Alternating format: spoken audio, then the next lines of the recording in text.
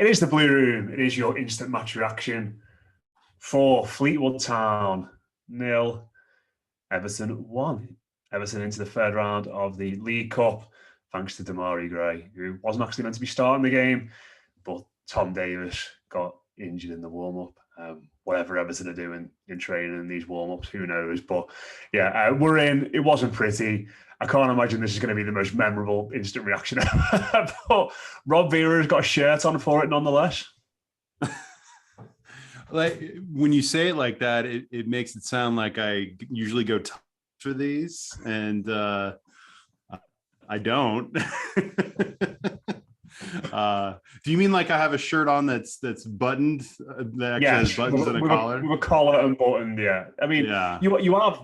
You have a history of having no top on this podcast. The Merseyside derby celebrations, everyone remembers that. So that's just the one time out of all the seemingly thousands done.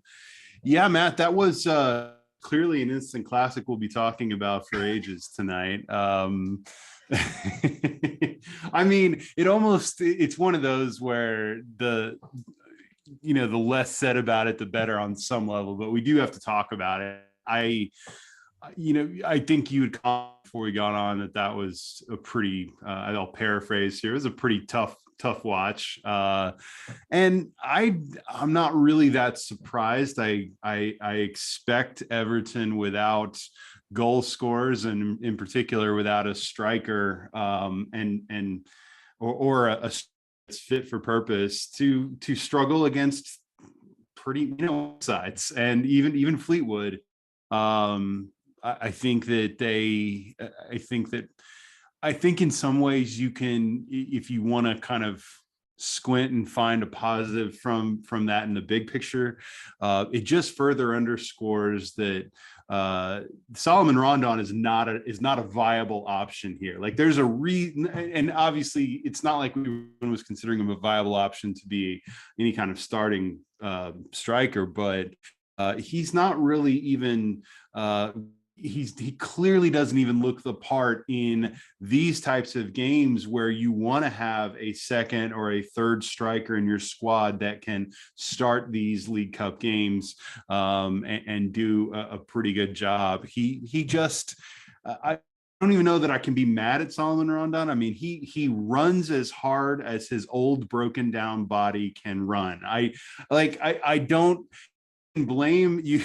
I mean, someone offered him a contract and he took it, and I think that he is doing the best at his age, but he's just fit for the purpose of the team that surrounds him, and certainly not for the purposes that Everton have, and the glaring gaping need that Everton have. And so it obviously we're in the midst of the final week and a half-ish or so of the transfer window, and inevitably this is the time every year where we believe we're going to get an answer to a question we've all been asking. We just don't know what that answer or answers is, and what shape it will take, and what amount it will cost. But tonight just further underscored, as if it even needed it, that it just can't go on like this. If you're going to struggle in attack, and we only had, as tidy as Everton looked at times passing the ball, they only had 2 shots on goal tonight against Fleetwood. I mean, that right there is just further punctuating the point. And from that standpoint, I think anything that can hammer this home at this point to the board and others is a good thing. But again, I don't really think anyone needed convincing. But it does show the peril that we'll be in if we not only don't bring in a striker, but bring in some, at least I would say more than one. And we really need some adequate firepower, whatever position you want to call it. This side needs goals, and right now it's very, very short of them, dangerously so. Yeah, I couldn't agree more with any of that. But we did win. We did score a goal. We had the same goal scorer as on Saturday, and Damari Gray took really well. Yeah, but in the heart, yeah. And do you know what? The one main positive again for me, Rob, and as much as he's played really well this season, we haven't really, certainly on the instant reaction shows, focused too much on him because there's obviously been a lot of talk about forwards and new signings and all that kind of stuff. And that's Alex Iwobi.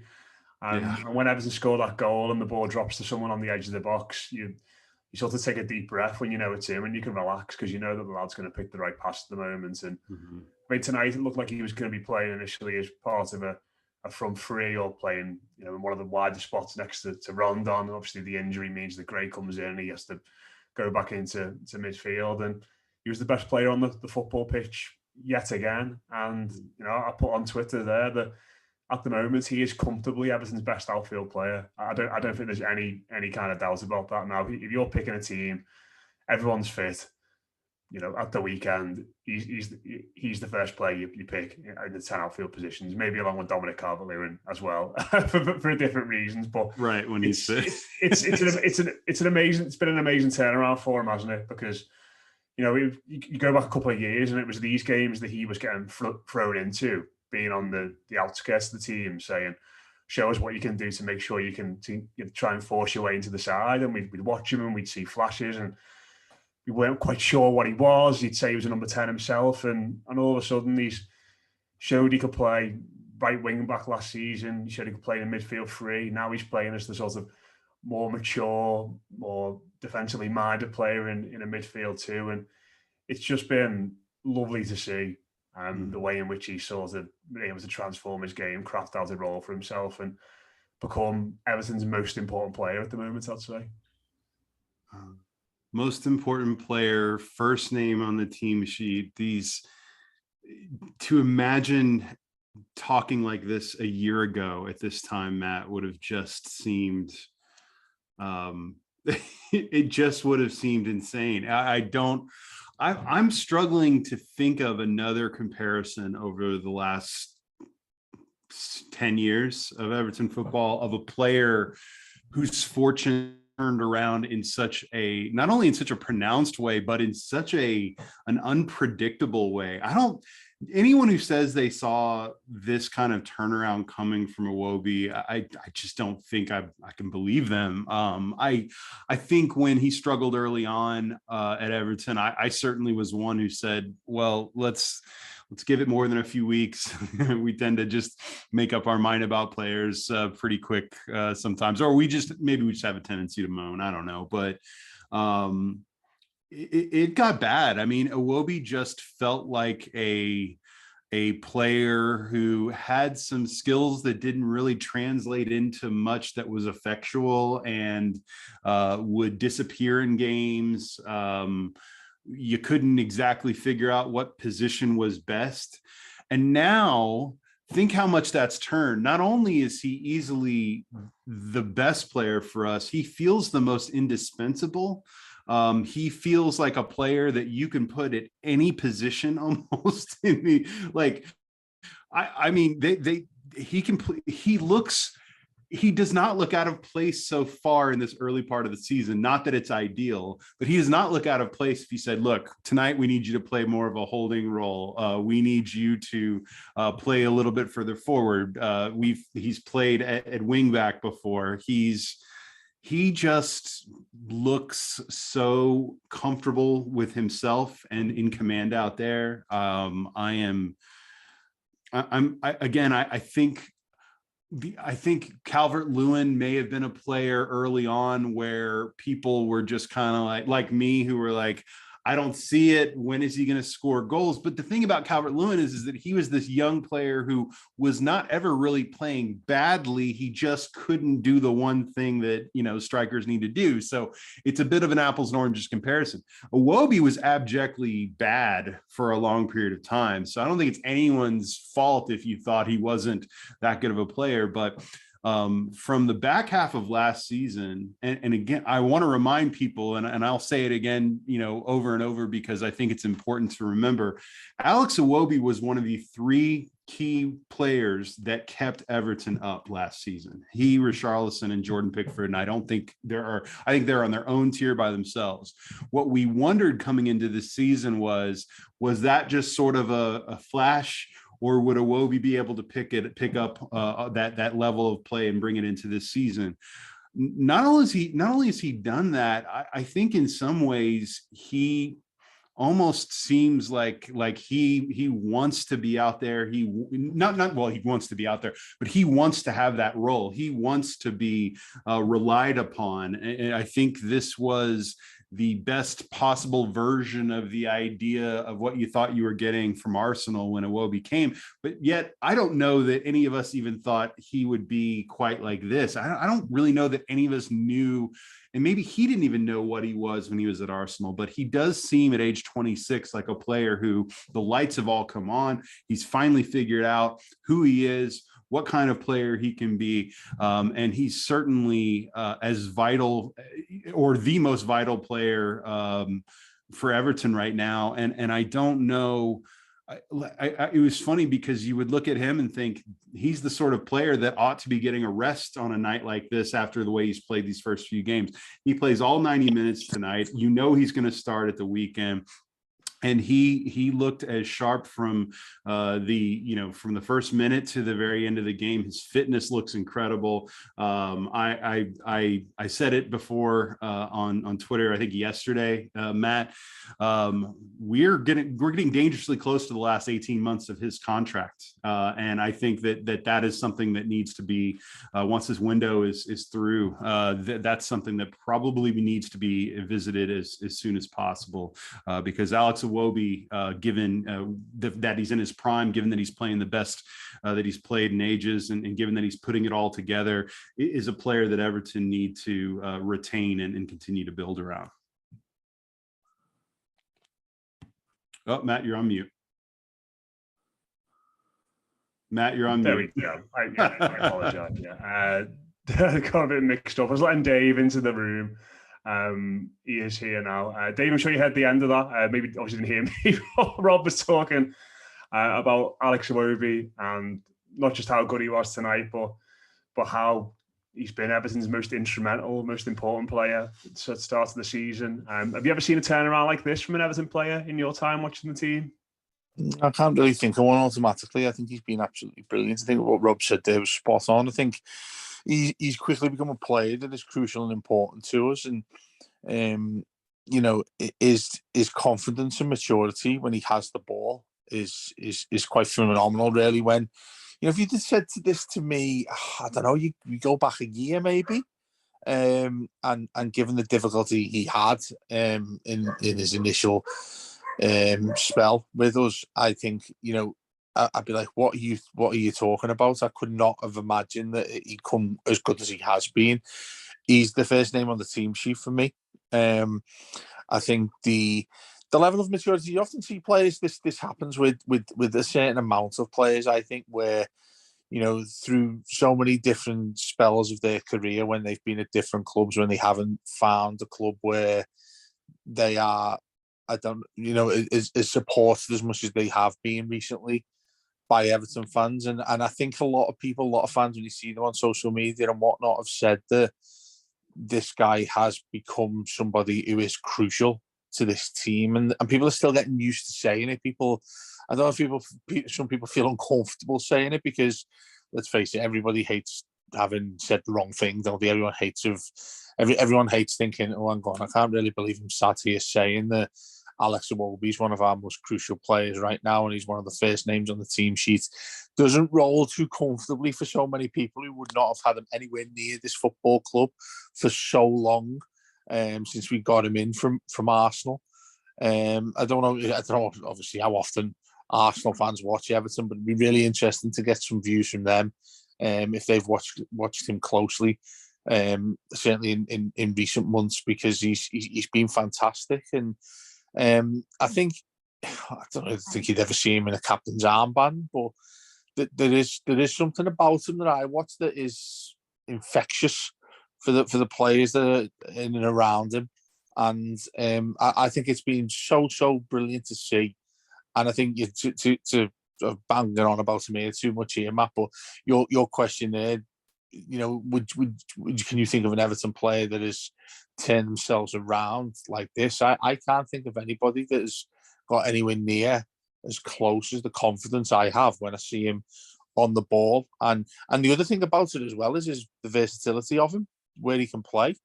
I think that's something that Frank Lampard is probably still looking at closely and has it as one of his main decisions when he sees him in training. Where am I going to play him against a certain opponent, if you get what I mean?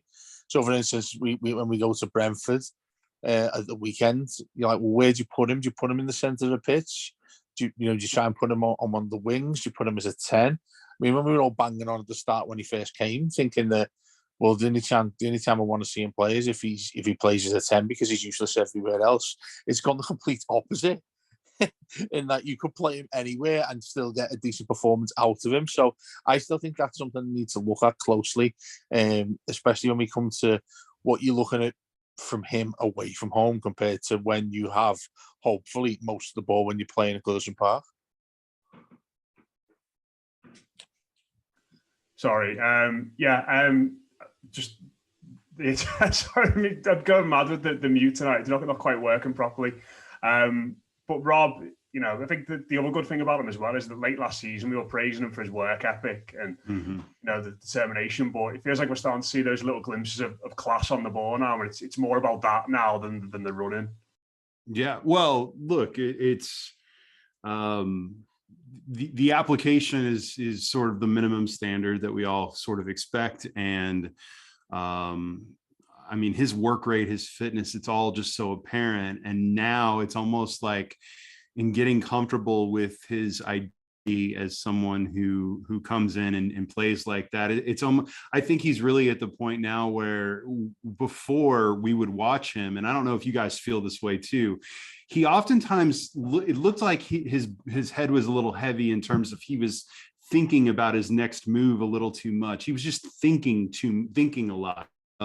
Sometimes you can tell with players when they are kind of anticipating the next move instead of just or they're trying to anticipate the next move, the next kick of the ball. They're trying not to make a mistake.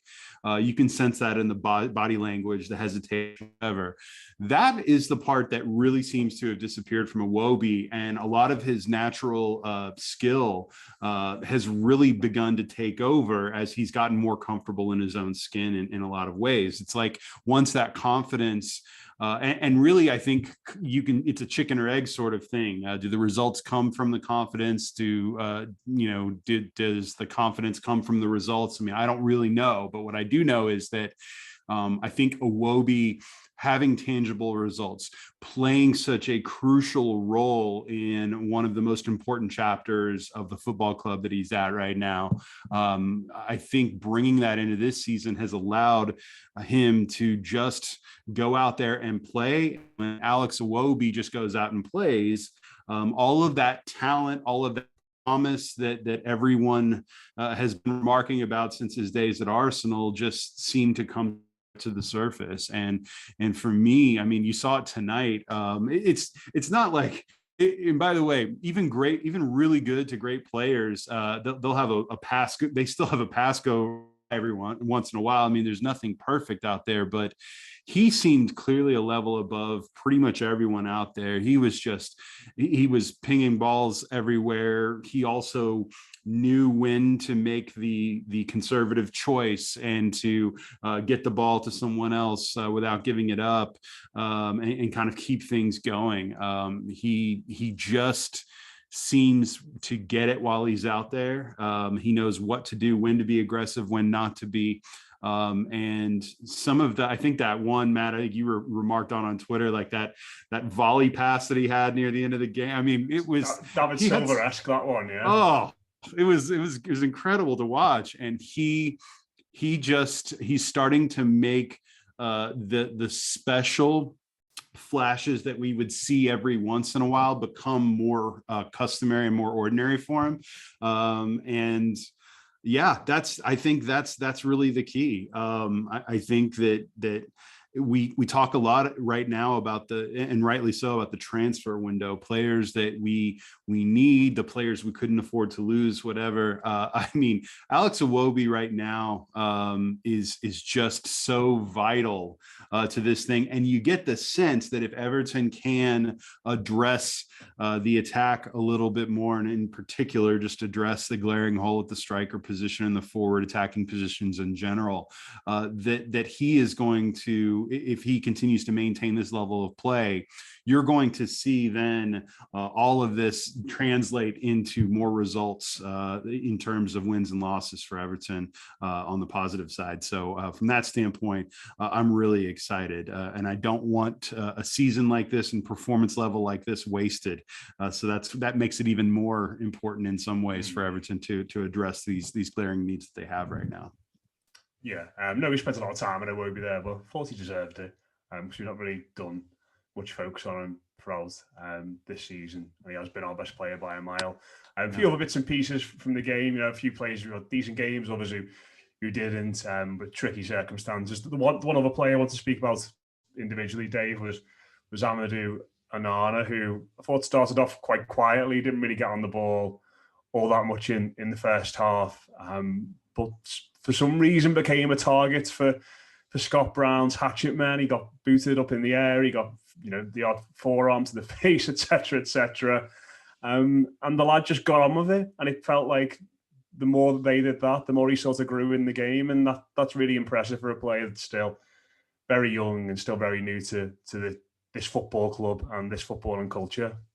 Yeah, all of Fleetwood's players seemed so reminiscent of Scott Brown when he was at his prime, when he was at Celtic, and I think his record of cards that he received when he was a central midfielder.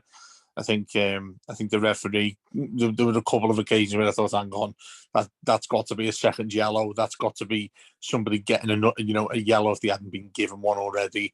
I thought he was very lenient with the players that come up against Onana, and I thought I have to say, I think he struggled tonight, Matt. I think he started to grow into it. I think the perseverance that he had, I think, is spot on what you said there, because it's so easy, I think, in a game like that where it's his first start for us, isn't it?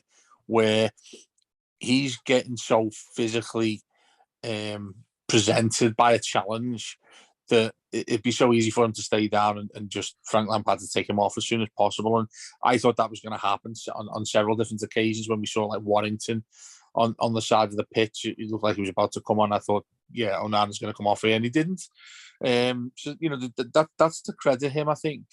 It's still taking time. It's still going to take time to get used to. You can see, I think, the talent that's going to burst through this fella, because he's got everything physically that you want to see from a Premier League central midfield player. When he's on the ball, the comfort that he has when he gets it to his feet. I think physically, the physical side of it is something that I think I've enjoyed looking at him quite closely in regards to when the ball goes into his feet, where he allows it to sort of travel through his both of his feet in order to have the ball one side of him in the middle, and the opponent coming through the back of him, so they can get nowhere near the ball, because he's such a big guy as well. It's hard to physically compete with him. So that's why I think you're going to see him foul quite a lot. Certainly with the lesser teams that we play.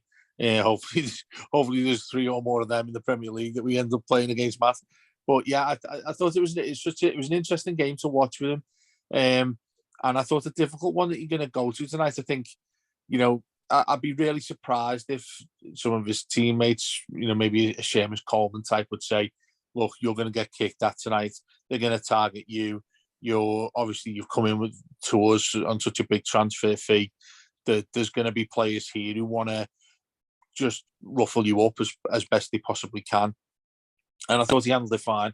And yeah, it was the type of game I think that he learned a lot from, because there'll be games in the Premier League, like I've just said then, who I think will do a similar thing. They'll have physical midfielders who are going to try and brush him up a little bit. So, you're going to have to get used to it. But yeah, I mean, I wouldn't be writing home about his performance. I don't think there were too many times I looked at him, I thought, certainly to the stage of what we just said about Iwobi. But you could see him, You know, it wouldn't surprise me if you saw a similar performance from him. I think he's perfectly capable of doing that. I've been really excited since I've seen him. And you know, again against Brentford, if he's going to start in that game, going to be a completely different challenge than the one he saw tonight. Robin, you were dead impressed with that sort of durability he showed late in the game. Hey, yeah, look, we ask all the time, like, when is the durability issue at Everton going to finally turn around? And so, you know, and I don't want to put all that. We are often guilty of putting our baggage on new arrivals at Everton, whether it's the director of football or it's a new player, and we kind of need them to overcome, you know, and slay all of these ghosts for us. But I was really impressed with, I think to your point, Matt, he started the game, you know, somewhat tentative maybe, and kind of grew into the game over time. I thought if you watch the game pretty closely, and I did tonight, he had some, you know, moments defensively that were key, where he, you know, got a foot in and got a quick deflection or an interception.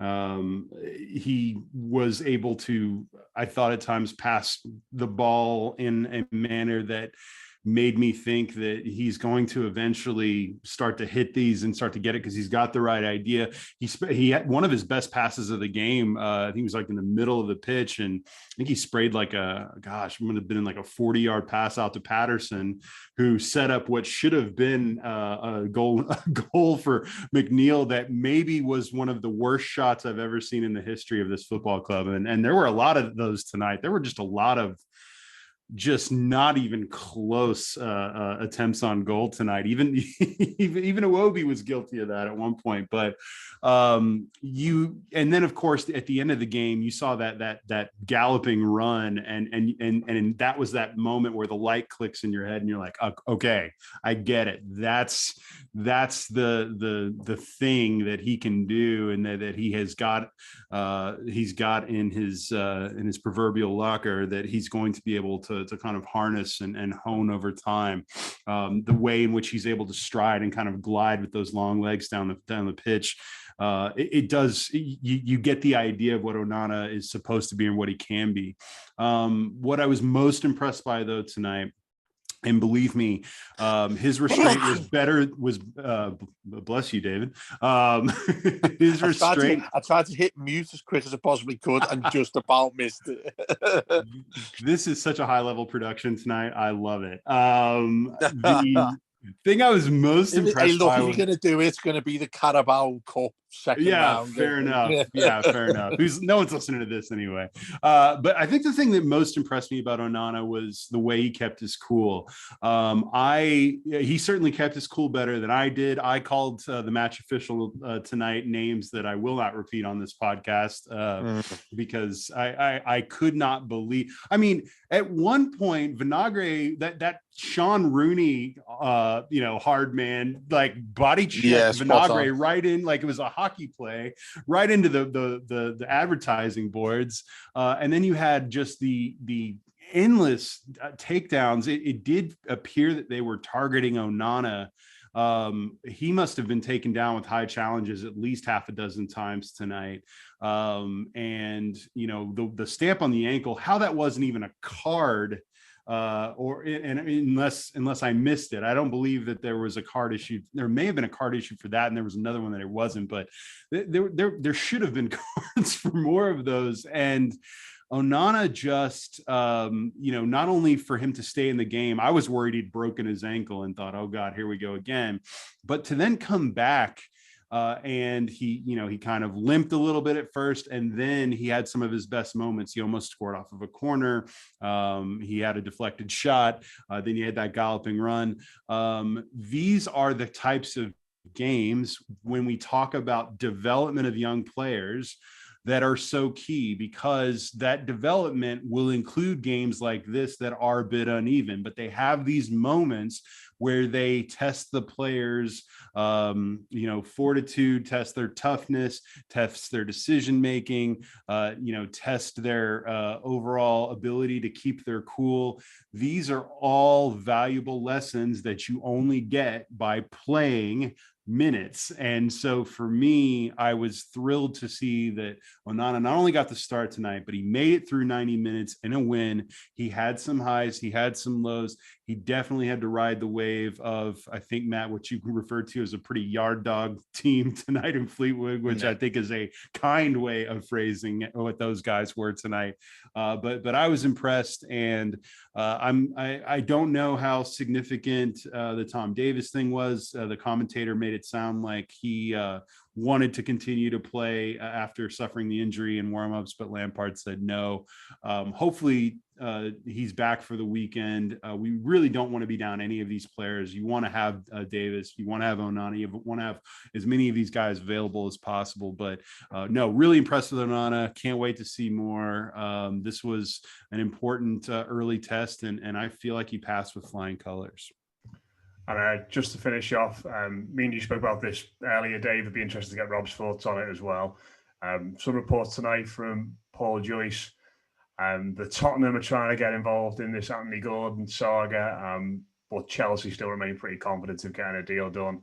Wasn't even brought off the bench tonight, Gordon. Rob looked pretty chilled though, with his arm around Vitaly Milenko, with a big grin on his face, potentially maybe knowing what kind of contract he's going to be on in a few days' time. But stays to play as it stands out. How do you feel about things? Because listen, I've seen a lot of people sort of clamouring for a bid and more and all that, but it just, I don't really think those sorts of things really ever happen in footy anymore. And it just sort of feels like it needs a swift resolution, this, at around about a £60 million fee.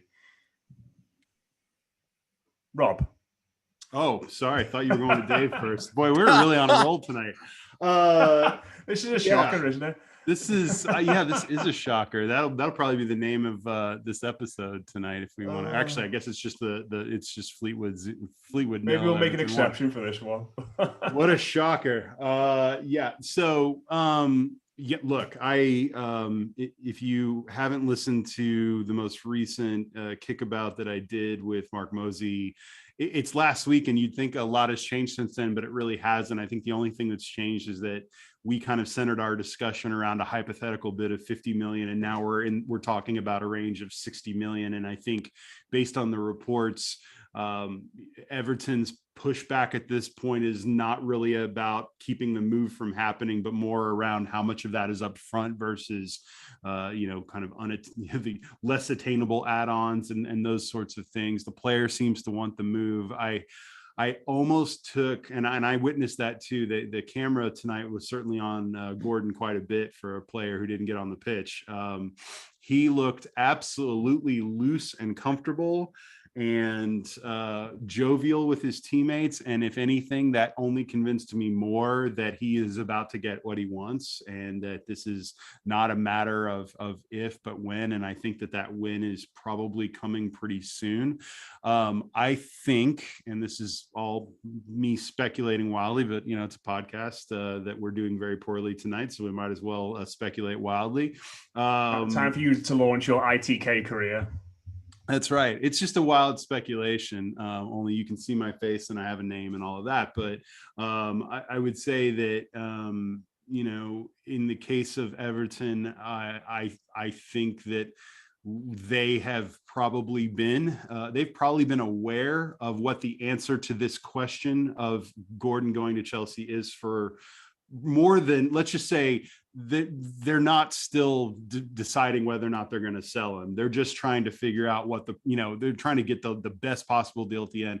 And I believe that Everton have been actively shopping for replacements leading up to now. I think it's, again, don't know if any of these will come off, but I have a hard time believing, given who reported it, Paul Joyce in this particular case, that the Mohamed Kudus deal from Ajax was just made up out of thin air, especially given all the, the Greg and Patty confirmed that the same thing. You had other outlets, Fabrizio Romano, backing it as well. I know that Ajax issued a pretty firm denial, but I think that I partly wonder if they thought, hey, you guys have a lot of money coming your way. Let's get a little bit more out of this deal. But I think that that's probably one of those types of deals that's in the queue waiting for things to be finalized with Gordon. I think it's really interesting that the João Pedro deal that was supposed to be done and dusted with Newcastle, suddenly on the same day that Chelsea are nearing this agreement of fee with Everton, and Everton have apparently matched their bid, according to the very reliable Craig Hope of the Daily Mail, that that suddenly there's complications with that deal. And so I think Everton are trying at least to be aggressive.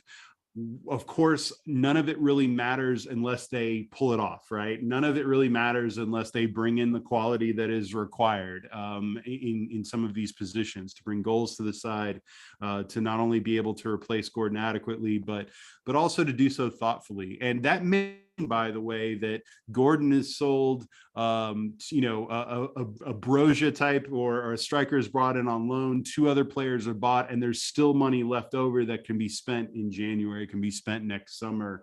There may be a lot of things that can happen with whatever fee is brought from a sale like this. But the bottom line is that the amount is just makes the debate moot. I mean, there is no debate. Regardless, unless you believe he is a can't miss superstar. I don't think, as much as we like Anthony Gordon, and I'm certainly a fan of Anthony Gordon, none of us really can, with a straight look on our face, say he is a, bar none, no doubt superstar that you keep no matter what. And so from that standpoint, if Chelsea are willing to pay a fee that's been reported, and I would have said this was true at 50 million, but it's 60 million, even if it's 50 with add-ons, you take that deal. You wish him the best, and as I think Mike Greenall pointed out, it almost now would be doing a disservice to Gordon to try to keep him, because if you tried to keep him, it'd be so awkward now. Yeah, because then he'd have all that pressure to suddenly play like a 60 million pound player, as Mick pointed out, and I think others have probably noted the same. And so from that standpoint, I'm excited to see what the next several days are going to bring. Much as our friend Patty absolutely loathes this time of year. As you guys know, I absolutely love the circus and the theater of it all. And I can't wait to see what happens over the next several days. Yeah, absolutely. We'll have a transfer podcast on Friday. I think we penciled it in for. Me and you did a Thursday or Friday, something like that. Yeah. Me and Dave did a show earlier on about Anthony Gordon as well. Go into a bit more detail on that. Dave, you also, is the show with Pete McPartlin in the bag? Has that one been done? It's being done for tomorrow anyway, because obviously we're going to push it heavy this year. The Women's Super League, Everton women's side, we're going to be doing a lot of stuff with that. Pete's going to be doing all sorts of different shows throughout the season. He's going to be following them everywhere they go. Hopefully getting a lot of interviews as well. On Friday, I think, to mark your card if he can get there. I think the club is trying to push as many people who want to go into Goodison Park, because they're doing pretty much an open day of training there, so you can watch all the Everton women's team and obviously speak to them and watch them sort of get into their paces and whatnot, because they start their season at home to Leicester on the 4th of September, I think I'm right in saying, which is the day after the Merseyside derby. So let's hope it'll be a nice tonic that after the derby. I was going to say, either way, if we've lost, let's go and watch the team win. But if we've won, it could be a celebration, couldn't it, at Walton Hall Park. So yeah, can't wait to get that there. We're going to do a little bit of a preview. It won't be too long. We'll just sort of explain what we're doing. Peter will explain what he's going to be doing, and he's going to be there on Friday as well, getting plenty of interviews and whatnot, and loads of different stories going on at Everton women who continue to bolster their squad as well. A lot more successful in the men's team, what we just mentioned there. So let's hope by that point as well, we've got something else to talk about transfer-wise. I was going to ask as well, and I know Rob wants to say something else, but I was going to ask Rob, have you bought a tux for next Thursday night's finale of the summer transfer window, when it finishes on September the 1st at 11 o'clock? UK time, he's got to be ready with the tux there. 3-piece suit, I reckon. I bet, you know what I'll do, Dave, is I bet I can get a tuxedo t-shirt going for that. And I've been working out lately, so maybe it'll really accentuate the for the occasion, accentuate all the handsomeness that you see before your eyes. But no, look, I'm excited, and I don't know if we've finalized what we're going to do, but yes, the deadline day is always interesting. Even if Everton have all their business done by that day, absolutely no chance probably, but let's just say they do. Regardless, it's going to be it'll be as it almost is a very interesting and hopefully exciting discussion to have. So the only thing I wanted to finish with, guys, is if you wanted to Frank Lampard's quotes after the match tonight regarding Anthony Gordon, you guys tell me read between the lines on this. He was asked about Gordon, and Lampard's response was, "He's our player. Everyone knows of Chelsea's interests. We have a good relationship. Ideally, a quick resolution to the situation, or we carry on, and he's our player." Go buy Anthony. Don't get his name on your shirt. He's our player. Anything could happen, but hopefully, if something's going to happen, it happens fast, And he's going to be wearing the blue shirt. Let's say something ambiguous like that. Yeah, but I think he's gone. I think that's he's ready. I think he's probably ready for resolution. Yeah, just like everyone else is at this point. And so we go on. Yeah, we do. We go on in the League Cup as well. We are through into the third round. Draw is tomorrow night, so we'll see who Everton get in the next round in that. Should be interesting. But yeah, it's full steam ahead to Brentford then. Over the next few days, as we said, we'll have numerous shows. Me and Roll will be back with a transfer show, weekend preview, mailbag, all that kind of stuff over on the Blue Room and on the Blue Room Extra. So cheers for tuning in. Cheers for watching if you've logged in on YouTube as well to see Rob Vera looking extremely smart tonight. And do the same next week when it's transfer deadline, when he's promised to wear a tuxedo. So tuxedo t-shirt. Take care, everybody. Up to the toffees, and we'll speak to you again very soon here on the Blue Room.